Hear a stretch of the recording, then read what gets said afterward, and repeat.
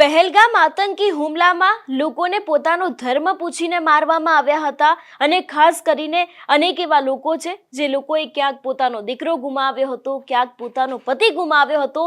એટલા જ માટે થઈને ભારતીય સેનાએ ઓપરેશન સિંદૂર નામ આપ્યું હતું. પરંતુ હવે એક બાદ એક લોકોના નિવેદનો સામે આવી રહ્યા છે. ખાસ કરીને અભિનેતા અમિતાભ બચ્ચન દ્વારા એક સોશિયલ મીડિયામાં પોસ્ટ મૂકવામાં આવી છે. આજે તે જ વાતને લઈને વિસ્તારપૂર્વક વાત કરીશું. નમસ્કાર, હું હંસિની અને તમે જોઈ રહ્યા છો નિર્ભય ન્યૂઝ. પાકિસ્તાન પોતાની નાપાક હરકતોમાંથી હજી બહાર નથી આવ્યું. એક બાદ એક ભારત ઉપર હુમલો કરવામાં આવે છે. જો કે આજ દરેક હુમલાનો ભારત મુંહતોડ જવાબ આપે છે. પરંતુ ફરી એક વખત ઓપરેશન સિંદૂર અહીંયા એટલા માટે યાદ કરવું છે કારણ કે અત્યારે હાલ લોકો ઓપરેશન સિંદૂરને બિરદાવી રહ્યા છે અને જે પ્રમાણે ભારતીય સેના દ્વારા કામ કરવામાં આવ્યું છે એને જ લઈને અત્યારે હાલ જે અભિનેતા અમિતાભ બચ્ચન છે તેમના દ્વારા એક સોશિયલ મીડિયાની પોસ્ટ કરવામાં આવી છે અને આ પોસ્ટને ખરેખર સમજવા જેવી છે. જો વાત કરવામાં આવે સોશિયલ મીડિયાની પોસ્ટ વિશે તો અહીં લખવામાં આવ્યું છે, छुट्टियां मनाते हुए उस राक्षस ने निर्दोष पति पत्नी को बाहर खींचकर पति को नग्न कर उसके धर्म की पूर्ति करने के बाद उसे जब गोली से मारने को लगा तब पत्नी ने घुटने पे गिरकर रो कर अनुरोध किया, बाद में भी उनके पति को न मारो. उसके पति को उस राक्षस ने मार दिया.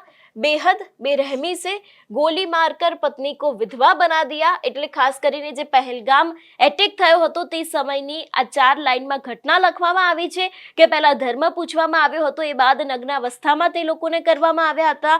પત્ની ક્યાંક ઘૂંટણે પડી ગઈ હતી, તેમ છતાં પણ અનુરોધ કરવામાં આવ્યા હતા, ન મારશો તેમ છતાં પણ એ રાક્ષસ જેવા આતંકીએ બેહદ બેરહેમીથી એ લોકોને ગોળી મારી દીધી હતી. એ બાદની જો વાત કરવામાં आवे, जब पत्नी ने कहा मुझे भी मार दो तो राक्षस ने कहा नहीं तू जाके डैश. અહીં લખવામાં આવ્યું છે કારણ કે આતંકવાદી દ્વારા નામ બોલવામાં આવ્યું હતું, કો બતા દે. એટલે ખાસ કરીને જે અહીં વિધવા પત્ની બની ગઈ એમણે એમ પણ કહ્યું હતું કે હવે મને પણ મારી દો. ત્યારે આતંકવાદી દ્વારા જે જવાબ આપવામાં આવ્યો હતો એ પણ અહીં લખવામાં આવ્યું છે. એ બાદની જો વાત કરવામાં આવે તો લખ્યું છે, बेटी की मनः स्थिति पर पूज्य बापूजी की एक कविता की पंक्ति याद आई, मानो वो बेटी डैश के पास गई और कहा, हे चिता की राख कर में માંગતી સિંદૂર દુનિયા. અહીં જે આ પંક્તિ છે તે લખવામાં આવી છે અને જે ઓપરેશન સિંદૂર છે એનો ઉલ્લેખ કરવામાં આવ્યો છે.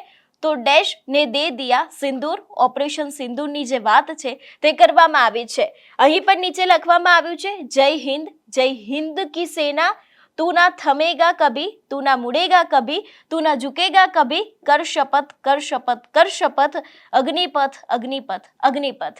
એટલે ખાસ કરીને અત્યારે દરેક ભારતીય માટે એક ગર્વની વાત એ જ છે કે આપણી ભારતીય સેના ખડે પગે દરેક સરહદીય વિસ્તારમાં ઊભી છે અને કોઈ પણ વ્યક્તિને આંચ ન આવે એ માટે થઈને રાત દિવસ અત્યારે હાલ ત્યાં સરહદીય વિસ્તાર છે તેની રક્ષા કરી રહી છે, આપણી રક્ષા કરી રહી છે. ને એ જ વાતને લઈને જે અભિનેતા અમિતાભ બચ્ચન છે તેમના દ્વારા પણ એક પોસ્ટ કરવામાં આવી છે.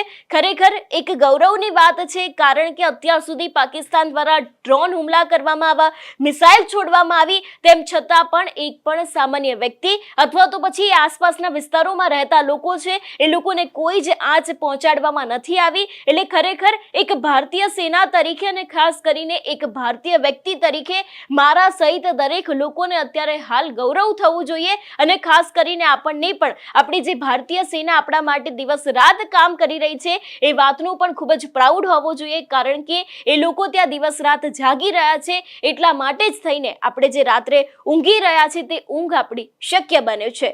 તમારું શું માનવું છે આ વિષયને લઈને અમને કમેન્ટ કરીને ચોક્કસથી જણાવજો. તેની સાથે જ અમારી ચેનલ નિર્ભય ન્યૂઝને લાઇક, શેર અને સબસ્ક્રાઇબ કરવાનું ભૂલશો નહીં. નમસ્કાર.